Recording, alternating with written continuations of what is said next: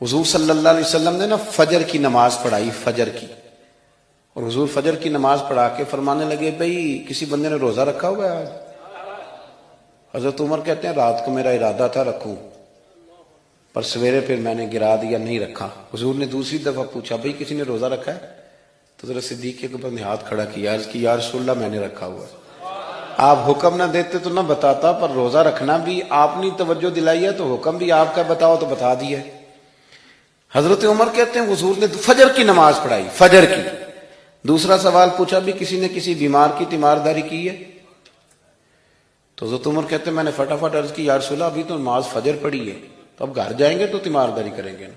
تو حضور نے فرمایا عمر تو ذرا ٹھہر جانا، جلدی نہ کر، ٹھہر نہ ذرا، رک تو صحیح۔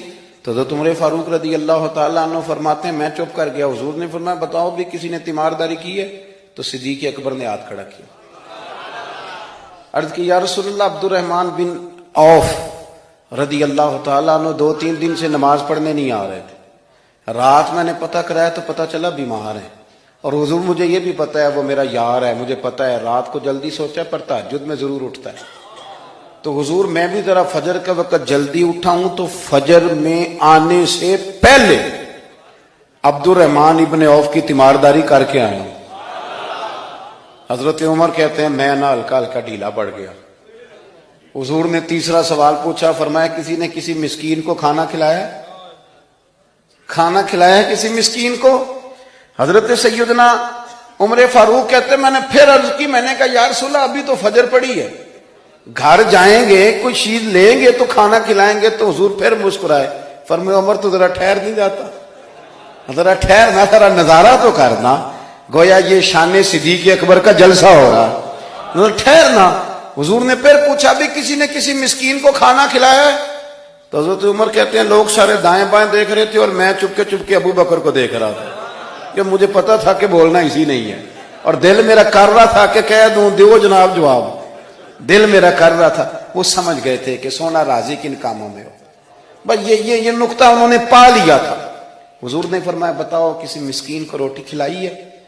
تو جناب سیدنا صدیق اکبر نے ہاتھ کھڑا کیا، عرض کی یا رسول اللہ سویرے اٹھا ہوں تو چھوٹا بیٹا بھی اٹھ گیا تھا، اور میرے وضو کرتے سنت پڑھتے ماں سے کہنے لگا بھوک لگ رہی ہے، تو ماں نے 2 روٹیاں بھی پکا دی، تو حضور ایک اس نے کھائی دوسری اس کے ہاتھ میں تھی۔ جب ہم نکلے ہیں نا گھر سے تو دروازے پہ ایک فقیر کھڑا تھا، مسکین کھڑا تھا، کہہ رہا تھا رات سے بھوکا ہوں، کوئی دروازہ کھلنے کا انتظار کر رہا تھا، ابو بکر سب سے پہلے تیرا ہی کھلا ہے۔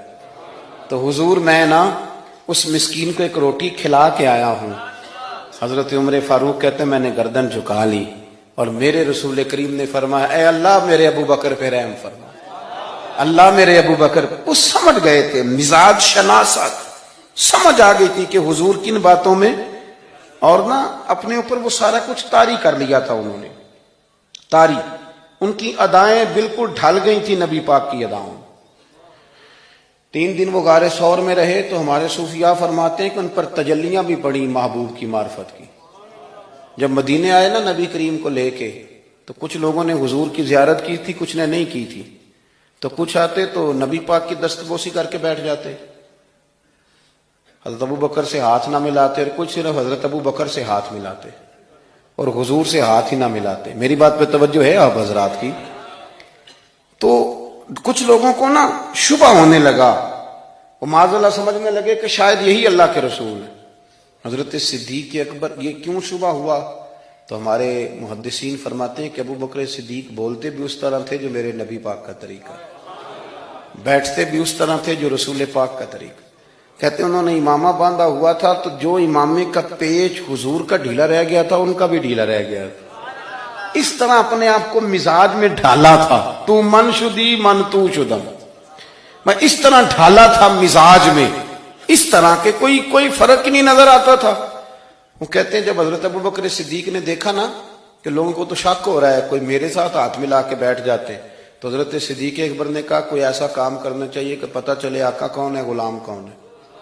اٹھے، کندھوں پہ چادر تھی، وہ اتار کے نا تو حضور پہ سایہ کر دیا، لوگوں کو پتہ چل گیا کہ سایہ کرنے والا کوئی غلام ہے، اور جس پر سایہ کیا جا رہا ہے وہ آقا ہے۔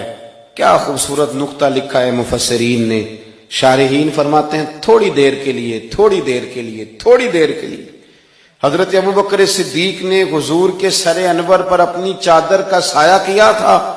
اللہ کے رسول نے احسان کا بدلہ یہ دیا، نیکی کا بدلہ یہ دیا کہ قیامت تک ان کی قبر پر اپنے گنبد کا سایہ فرما دیا، قیامت تک گنبد کا سایہ کر دیا۔